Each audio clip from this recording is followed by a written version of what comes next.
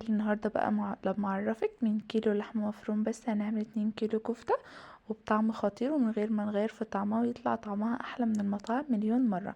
صلي على النبي في الكومنتات واعملي لايك واشترك في القناة لسه مش مشتركة وشيري الفيديو لو عجبك. اول حاجة جبت 240 جرام من فول الصويا، تقدري تستبدليه بالبرغل. وهنا اول ما وزننا 240 جرام من الفول الصويا نزلت عليه بكوبايتين كبار من المية. اهم حاجة المية تغطيه ونسيبهم بقى نتركهم لمدة 5 دقايق.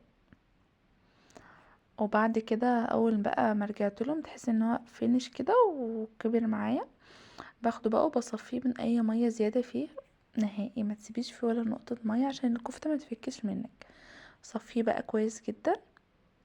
تقدري تعملي مكان البرغل لو مش متوفر عندك برغل او فول صويا، تقدر توزني 240 جرام من البطاطس المسلوقة.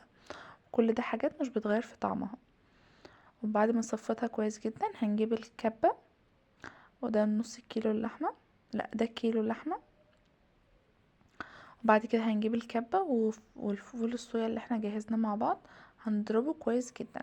بس قبل ما نضربه هنجيب بصلتين كبار من 2 بصلتين كبار او 3 وسط، ونضربهم كويس جدا جدا جدا لحد لما ينعم معايا. وهنا ده البرغل برضو عملته، لا ده مش برغل، ده الفول الصويا ضربته كويس جدا وبقى معايا شبه عجين كده. كده خلاص هنجيب كيلو اللحمة والبصل بعد ما صفيته التفل بتاعه ما فيش ولا نقطة مية. وبعدين جبت حتتين كده من اللية، حوالي 100 وشوية كده جرام من اللية، بتنقلها في حتة تانية. وبعد كده نزلت بالفول الصويا والتوابل بقى، ونزلت بكيس كامل من البيكنج باودر. وهنا فايدته بتخليها منفوشة كده ومش بتخس معاكي نهائي. وهنا دي خلطة المفروم وخلطة المشاوي والخلطة اللي هي بتزود الكفتة.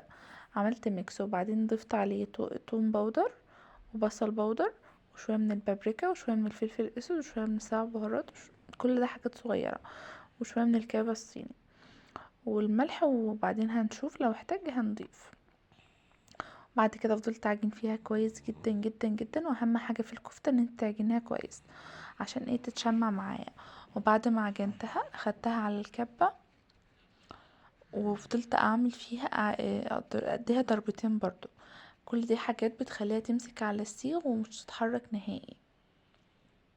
كده خلاص حطيها بقى في التلاجة تتشمع شوية، يعني اقل حاجة نص ساعة. ما ينفعش تخلصي الكفتة لو عملتيها كده ممكن تفك منك على السيخ. فعشان ما تطمني ان هي ما تفكش منك نهائي ان انت تحطيها في التلاجة شوية.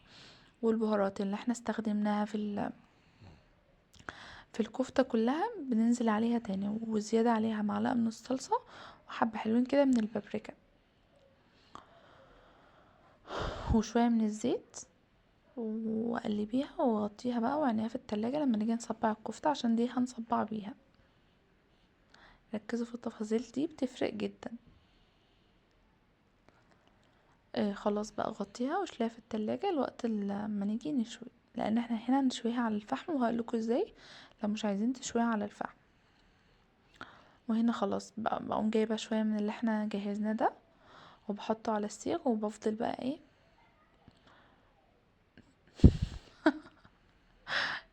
على فكره هي مش بتمسك بس عشان احنا حاطين زيت بتقع، عادي عادي.